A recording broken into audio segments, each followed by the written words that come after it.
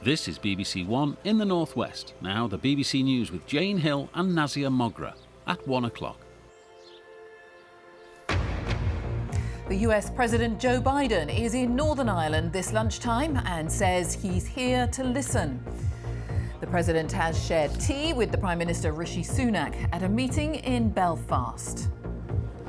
President Biden has just held meetings with local politicians here at Ulster University, where he's due to formally open a new campus. And also here this lunchtime. Elon Musk, the owner of Twitter, talks to the BBC and admits his takeover of the social media platform has been a roller coaster. The pain level of Twitter has been extremely high. This hasn't been some sort of party. It's been really quite a stressful situation. Junior doctors continue their 4-day strike in England, saying their 35% pay demand is to make up for years of below-inflation rises. Football and the banned financial firms. A BBC investigation reveals people who've lost out to companies that don't play by the rules. And is green energy at a turning point? We hear how climate warming emissions linked to electricity are predicted to fall this year. And in the Northwest, we find out what happens to the fake goods seized by police on Manchester's Counterfeit street. And final preparations as the horses gear up for the Grand National Festival, which starts tomorrow.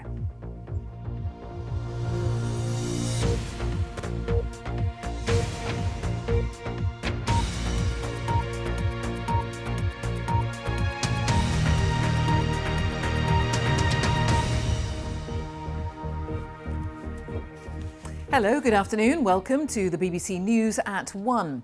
The US President Joe Biden says he is in Northern Ireland to listen as he met the Prime Minister Rishi Sunak in Belfast during a visit to mark the 25th anniversary of the signing of the Good Friday peace agreement.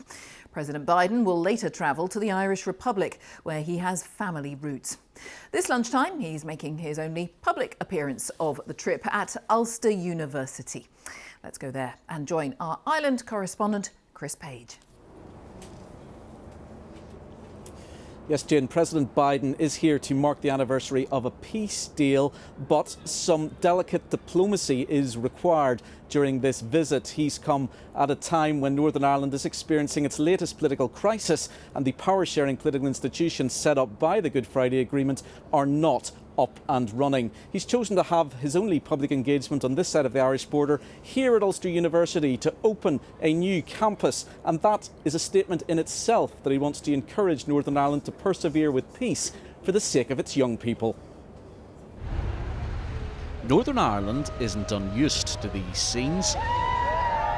This is the 7th US presidential visit here in less than 30 years. But the sight of the beast in Belfast still draws an audience.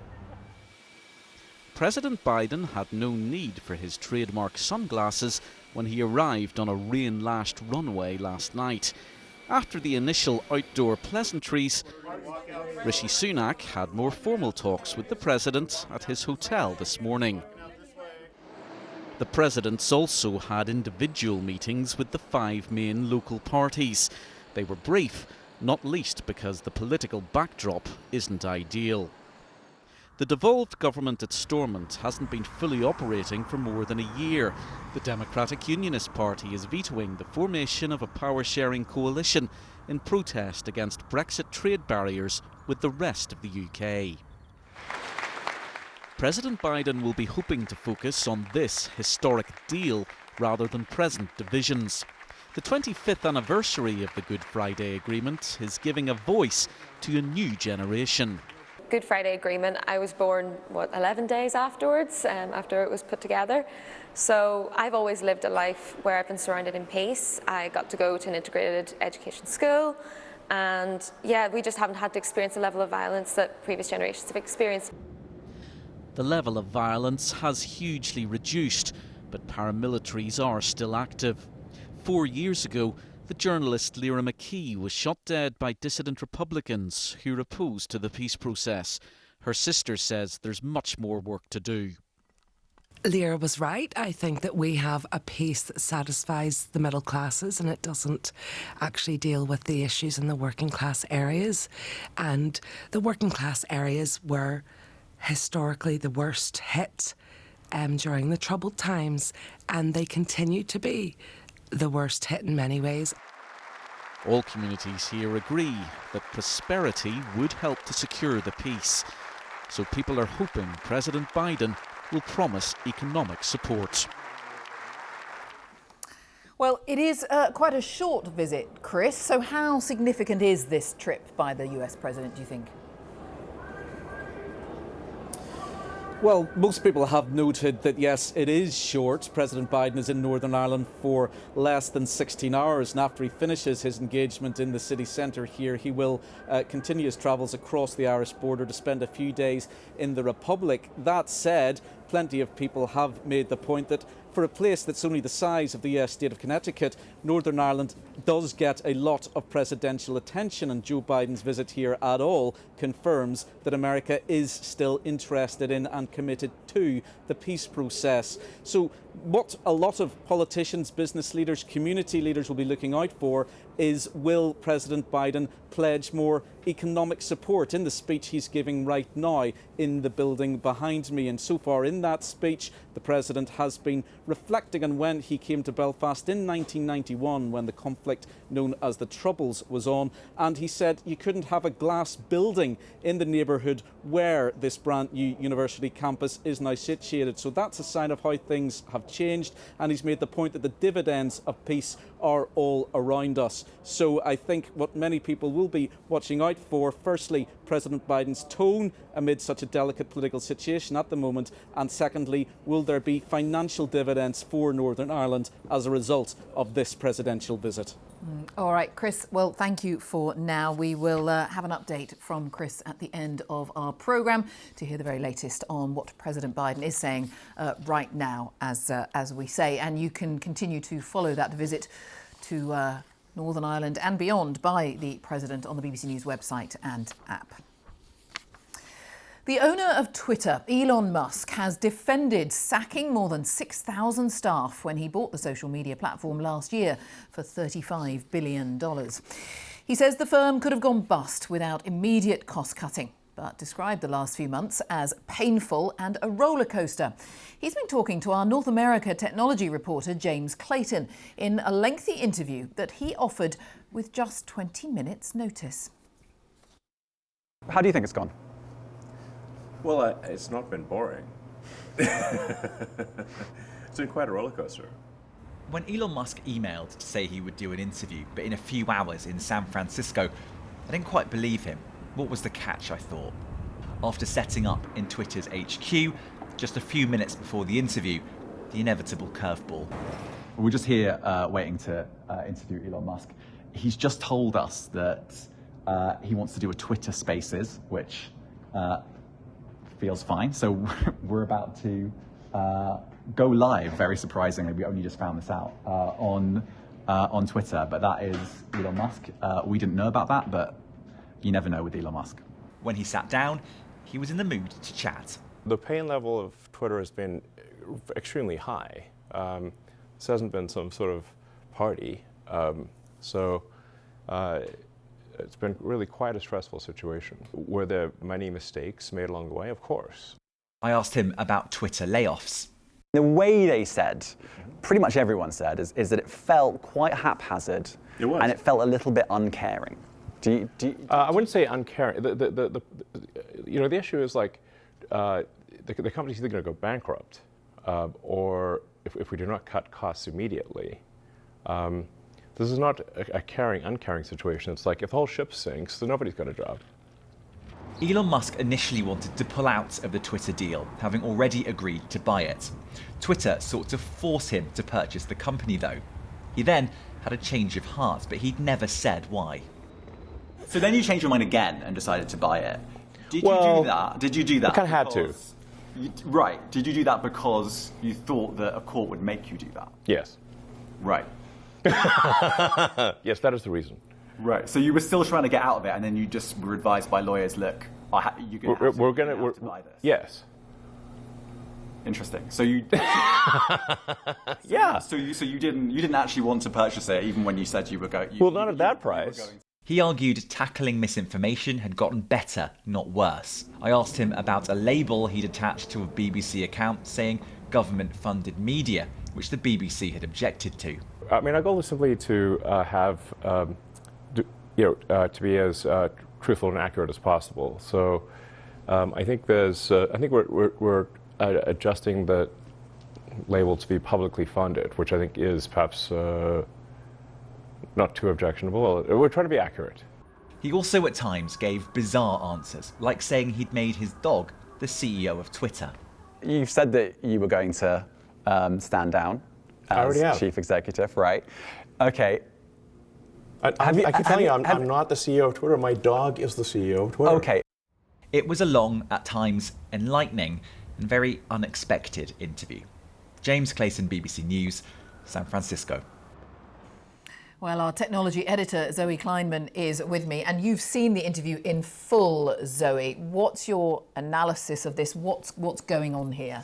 I think what is so interesting about this interview is that it tells us a lot about Elon Musk. It tells us as much about the man as it does about the company that he's talking about. You know, we see someone who alternates between being the class clown, he makes naughty jokes, he's trying to goad James into an argument. You see that repeatedly. It's not always comfortable watching. And on the other hand, he's talking very seriously about these enormous business challenges facing this multi-billion-dollar company that he bought, kind of by mistake and has now got to stop from going bust. So I think what you're seeing is these two sides, and the whole way in which the interview came out is so interesting because, we've all been emailing Elon Musk or the address that we thought might be Elon Musk for ages, saying, will he talk to us, will he talk to us? And nobody's ever got a reply. We've all sort of given up on ever getting a reply.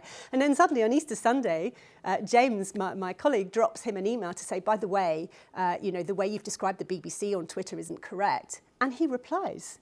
And there was this kind of stunned, he actually does not only read his emails, but reply. And now he wants to engage. But you do it on his terms, don't you? Very interesting. Zoe, thank you. That's Zoe Kleinman. And you can see that interview in full. It's available, of course, on the BBC iPlayer.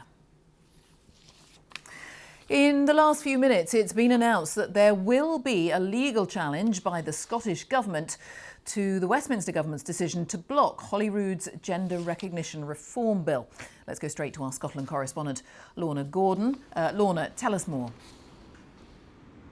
Yeah, the Gender Recognition Reform Bill would streamline the process, make it easier for a person to change their legally recognised gender. It was backed by a large majority of MSPs at Holyrood just before Christmas, but it did prove divisive in the SNP leadership campaign. It's opposed by some women's groups who say they have safeguarding issues about access to single-sex spaces, and it was blocked earlier this year by the Secretary of State for Scotland, Alistair Jack, using a Section 35 order, citing concerns about the impact on UK-wide equalities law. Well, within the last few minutes, the Scottish Government Minister charged with navigating this legislation into law has said that the Scottish Government will launch a judicial review into that use of the Section 35 order. She says that's an unprecedented challenge to the Scottish Parliament's ability to legislate on devolved matters and risks setting a dangerous constitutional precedent. Shirley-Ann Somerville also says the UK government gave no advance warning of the use of the power, did not seek any amendments to the bill through the 9-month passage through the Scottish Parliament. And so this challenge through the courts will go forward. It is a controversial piece of legislation. The Scottish Government had a time limit to make this decision. They had to decide whether or not to go forward with it by the middle of next week. Their decision has been backed by the Scottish Green Party, by Stonewall, by transgender groups, but it is divisive, it's controversial, and there will be a lot of interest in this legal process going forward. Lorna, thank you. Our Scotland correspondent, Lorna Gordon. Junior doctors in England are on the second consecutive day of their strike as their 96-hour walkout about pay continues. Their union, the BMA, wants a 35% pay rise, which it says is to make up for years of below-inflation wage increases. The government says that is unaffordable. Our health reporter Jim Reid has the latest. What do we want? Junior doctors on the picket line for the second day in a row in central London. The doctors' union, the BMA, has been asking for a 35% pay increase to make up for 15 years of below-inflation wage awards. The job's been getting more complicated. We've been getting sicker and frailer and older people coming to our hospitals. And, we just want to be valued the same way we were in 2008. And that's the message that we're pushing forward and we want the government to listen to and talk to us about. The government says that pay demand is unaffordable. It emerged today that the Doctors' Union has now asked the conciliation service, ACAS, to look into ways of breaking the deadlock. What do we want? Meanwhile, the BMA released a statement amid reports that one of the leaders of its junior doctors committee is on holiday during the strikes. It said Dr. Rob Lawrenson has taken the week off to attend the wedding of a family friend. So far, NHS trusts say A&E departments do appear to be quieter than normal. The main knock-on effect, though, could be felt in the coming days. Many trusts are worried about covering night shifts, particularly because this strike falls over a holiday period. So really, with every day that goes by, this strike gets more difficult. It gets more difficult to sustain staff morale and the risk to patient safety potentially increase. At this hospital in Somerset, some doctors have been asked to return to work over patient safety concerns. The BMA said it had agreed to the request as poor planning had left emergency care exposed. The advice this week is to use the online 111 service if you're feeling unwell and to only dial 999 in a life-threatening emergency, though anyone with an urgent problem should continue to go to A&E. With no signs of a breakthrough, that's advice patients across England are likely to hear more of as what's become a bitter dispute continues. Jim Reid, BBC News. The time is coming up to 17 minutes past 1, our top story this lunchtime. The US President Joe Biden says he's here to listen as he meets Rishi Sunak in Belfast. Still to come on the programme, the pub that's opened its doors to anyone affected by dementia. We meet the landlady who came up with the idea. And in the northwest at 1:30, we find out what happens to the fake goods seized by police on Manchester's Counterfeit street. And a masterclass in Manchester as City take a huge step towards the Champions League semi-finals. A BBC investigation has discovered that 40% of current Premier League clubs have been sponsored by financial firms that have subsequently been either banned by the Financial Conduct Authority or been fined or are under investigation. Most of the companies were offering complex financial tools to ordinary people. But as the World Service Investigation Unit has discovered, many firms weren't playing by the rules. Joe Inwood has this report. A glossy promo for Leeds United. The video was sponsored by an online financial firm called FXVC. For more than a year, their branding was seen around Ellen Road. It was an endorsement that gave people like Phil and Joyce the confidence to hand over tens of thousands of pounds. The fact that they sponsored Leeds Football Club, I just took them as being a proper investment platform. The problem was that FXVC was running a scam, using pressure tactics and false promises to get clients to make trades they were always likely to lose. Phil and Joyce were soon told their money was frozen and they needed to put in more to unlock it. So I was just watching it go down, down, down. Zzz. We had lost £341,000 within 7 days. So FXVC, as far as I'm concerned, were just a platform to con people into investment. So there was no real investment there. Within weeks, FXVC had been banned by the British Financial Conduct Authority, but the money was gone. And this is just one example of a wider problem. A BBC investigation has found that 40% of Premier League clubs have taken sponsorship money from firms like this, that have subsequently been banned, fined, or are being investigated. Thank you. I really appreciate this. It was interesting. Carlisle is a former Premier League footballer and chair of the Footballers' Union. He now campaigns on issues around mental health, following his own well-publicised troubles. There's an unavoidable link between a supporter and their club and the companies that are affiliated with them. So for organisations to take advantage of that with mistruths, they have to be stopped. In a statement, FXVC denied any wrongdoing. Come on, Leeds! Now, in fairness to Leeds United, when they had a relationship with FXVC, they were a regulated company, but in Cyprus. And Leeds told us that as soon as they were banned by the FCA, they cut all ties, which is basically the same thing that all the Premier League clubs said. The truth is, this is bigger than Leeds United. It's bigger even than football. It's about dodgy companies ripping off customers for millions, maybe even billions of pounds, and using the beautiful game to legitimise an ugly industry. Joe Inwood, BBC News, Leeds. Well, you can see that full investigation, the billion-dollar scam, on the iPlayer. It'll also be running this weekend here on BBC News. There are around 900,000 people in the UK living with dementia. It can be debilitating and distressing, not just for those with the condition, but also for family members who often become their carers. One problem can be the lack of places to take their loved ones and spend time with other people who are affected. Well, after losing her mother to dementia, pub landlady Sharon took the matter into her own hands, as Fiona Lambdin now reports. I think it's one of the cruelest diseases that I know of. You know the end result. Rod and Joan have been happily married for 53 years. As a midwife, Joan looked after many in her community. Now she's being cared for, diagnosed with dementia.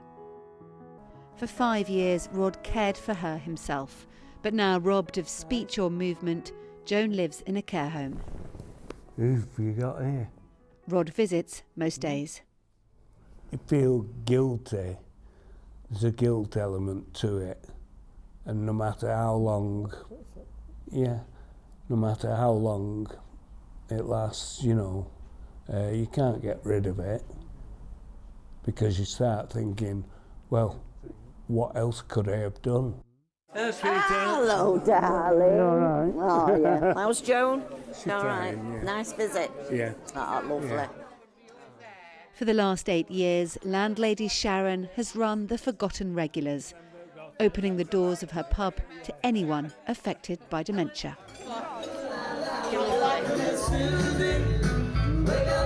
Why you do this every month?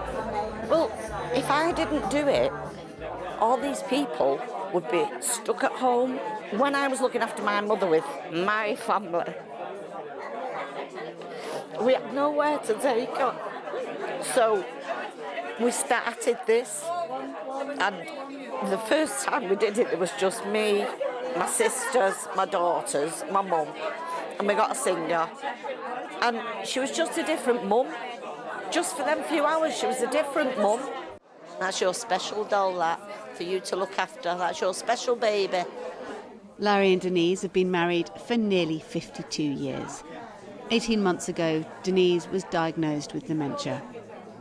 Coming here is a day out for me. Why do you love coming? Because of the music, and I like to dance. We both like to dance. Tell me what it's like dancing with her now. Is it like you've got... It's not the same. But is it the closest thing you get to having her back? Yeah. It is. Sorry. We're the only ones in here that I think it's man and wife has danced together with their arms around one another, if you will. And dancing next to them is Rod. And while Joan can no longer come here, this group means he'll never be left dancing on his own. Fiona Lambdin, BBC News.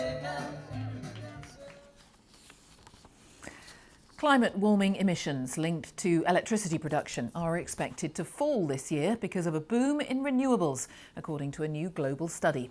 The energy analysts Ember say 2023 is likely to see the first fall in the use of coal, oil and gas, apart from years which experienced worldwide recession or the COVID pandemic. Our environment correspondent Matt McGrath has spent the morning at the Pennacumoith wind farm near Treorchy in South Wales. Well, wind energy has become an increasingly important part of the British power landscape, even here in the sleet-covered South Wales valleys, which were once famed for the production of coal. Wind last year in the UK increased by 23% in terms of electricity produced. Around the rest of the world, it's a different story. Solar has dominated, even in countries like the Netherlands, not traditionally associated with sunny weather. The big mover in all this, of course, is China. It remains the world's biggest consumer of coal, but it's a global giant in solar and wind terms. Around the world last year, 1 in 5 solar panels installed was installed on a Chinese roof. Despite all this progress, emissions from making electricity increased last year. And that's because of our use of electric cars and heat pumps and other gadgets. It outpaced the growth in renewables. Now this year, according to energy analyst Amber, that's going to change. The growth in renewables will outpace demand, and actually we might see the first fall in the use of fossil fuels like coal, oil and gas in making electricity outside of years of pandemic and recession. It's a small but important step in the battle against climate change and staving off the worst impacts. Matt McGrath. The US actor Jeremy Renner, famous for the Avengers film, has made his first red carpet appearance since being involved in a near-fatal snowplow accident 4 months ago. The Marvel actor attended the premiere of his new Disney Plus series, Renovations, in Los Angeles. He broke more than 30 bones in the accident and was photographed using a cane for support. Now, as promised, let's talk a little bit more about our main story here. President Biden, of course, visiting Northern Ireland. Let's return to our correspondent Chris Page in Belfast because, Chris, President Biden's been talking there where you are. Bring us up to date with what he's saying. Yes, President Biden has delivered what I think is a very carefully crafted speech here at Ulster University's new campus in Belfast city centre, with a tone designed to appeal to all communities at a time when there are political difficulties in Northern Ireland. And on that point, the President said that he hoped the power-sharing assembly and devolved government in Belfast would soon be restored. But he also said that's a decision for you, i.e. the people of Northern Ireland, to make, not for me to make. So that's perhaps a reflection. He was aware there was a risk he could be seen as overbearing in a delicate political situation if his comments were too forthright. And as expected during his speech, a very strong focus on the legacy of the Good Friday Peace Agreement signed 25 years ago. So let's celebrate 25 extraordinary years by recommitting to renewal, repair, by making this exceptional peace the birthright of every child in Northern Ireland for all the days to come. That's what we should be doing. God willing, you'll be able to do it. Thank you all for listening, and may God bring you the peace we need. Thank you.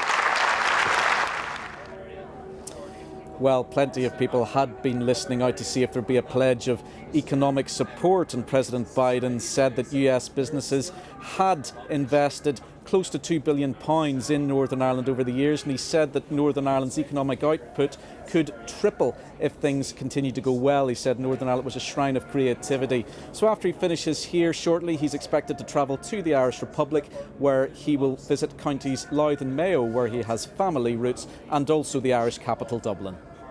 Chris, thanks very much. Chris Page there in rather noisy Belfast. Now, the weather forecast coming up in just a moment, but drivers are being urged to take care because weather warnings are in place for some parts of the country, with strong winds and heavy rain forecast to sweep across from the southwest. Let's head to our correspondent Dan Johnson, who is in Newquay in Cornwall. Dan?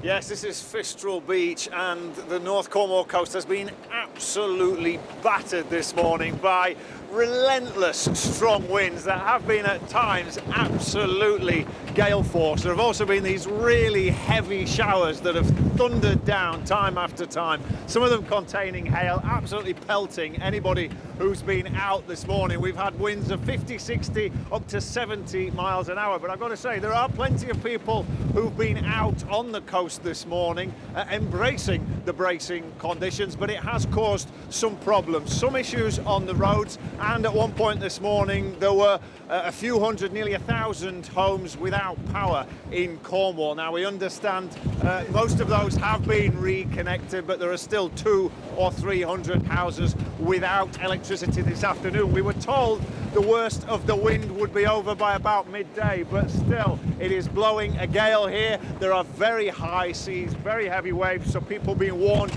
to keep away from the sea and to take care if they're out this morning. The yellow weather warning is still in place. Dan, thank you. Dan Johnson, you and the team take care there. Let's take a look at the weather prospects wherever you are. Ben Rich has joined me. Hi, Ben. Yeah, goodness, that was... Dan's told the story better than I possibly could, to be honest, Jane. That is really exactly what's going on across the south and the west of the UK at the moment. This is a picture not too far away from where Dan was at Porth on the north coast of Cornwall. The reason is this swirl of cloud. It looks beautiful on the satellite picture. Now, this storm has been named. It was initially named by the French Weather Service, Storm Noah. That name, if you like, has been adopted by the UK Met Office because of the impacts it is having here, particularly on the southern flank of our area of low pressure. This is the area covered by yellow weather warnings across the south of England and southwest Wales, around some of the coasts, gusting up to 75 miles per hour. We've had the odd gust even stronger than that in the most exposed spots, but even inland, some very gusty winds. Some strong winds further north as well, and some big showers working through. In fact, some heavy thundery downpours and some hail thrown in for good measure. So the weather throwing plenty at us this afternoon. Northern Ireland seeing cloud outbreaks of rain, some blustery winds. Some of the showers across Scotland are wintry over high ground. We've even seen a bit of sleetiness in the showers across parts of northwest England and Wales up over the hills. And the temperatures, no great shakes, 8 to 12 degrees. So do take care out there if you're travelling this afternoon. Through tonight, the winds will slowly, and I really do mean slowly, ease. There'll be some showers around, still the odd wintry one across high ground in the north of the UK. Temperatures getting down to around 3 or 4 degrees in the big towns and cities, but some spots in the countryside could just see a touch of frost. Now tomorrow, broadly speaking, a calmer day. It certainly won't be as windy. A mix of sunny spells and showers. Some of those showers still could be heavy with some hail and thunder. Still wintry over high ground in Scotland. And these temperatures still a little disappointing really for the time of year, 8 to 13 degrees. Into Friday, another weather system runs in from the west. The winds shouldn't be as strong with this one, but it is going to bring some outbreaks of rain, particularly across parts of Wales, the Midlands, southern England, and even further north. Yes, there'll be some sunny spells, but some showers will pop up. Some of those will be quite heavy and perhaps wintry again over high ground in Scotland, and still feeling rather chilly. That, however, is set to change a little as we head through the weekend. We will lose this chilly air and instead we'll pick up more of a southerly wind, and that is going to lift the temperatures through the weekend and on into the start of next week. We're expecting quite a lot of dry weather. There will be some spells of sunshine around, and these temperatures 16 to 19 degrees quite easily. We may get into the low 20s Celsius, but in the short term, take care if you're travelling today, particularly in the south and the west of the UK, with some very strong winds. Jane. All right, Ben, thank you very much. Yes, thank you. Ben Rich there with the weather prospects. And just a reminder of our top story here this lunchtime. The US President Joe Biden is visiting Northern Ireland. He's met Rishi Sunak and shared tea there in Belfast. And as we've reflected in the last hour, he's been giving a speech at Ulster University. He has urged the political parties in Northern Ireland to return to power sharing. And that is it from the BBC News at 1 team for today. Goodbye from everybody here on BBC One. We'll join our news teams now wherever you are. Have a very good afternoon. Bye-bye.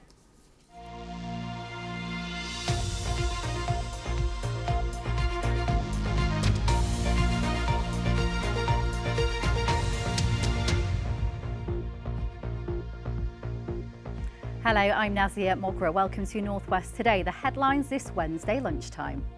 We find out what happens to the fake bags, trainers and clothes seized by police on Manchester's Counterfeit Street. Final preparations as the horses gear up for the Grand National Festival, which starts tomorrow. And a masterclass in Manchester as City take a huge step towards the Champions League semi-finals.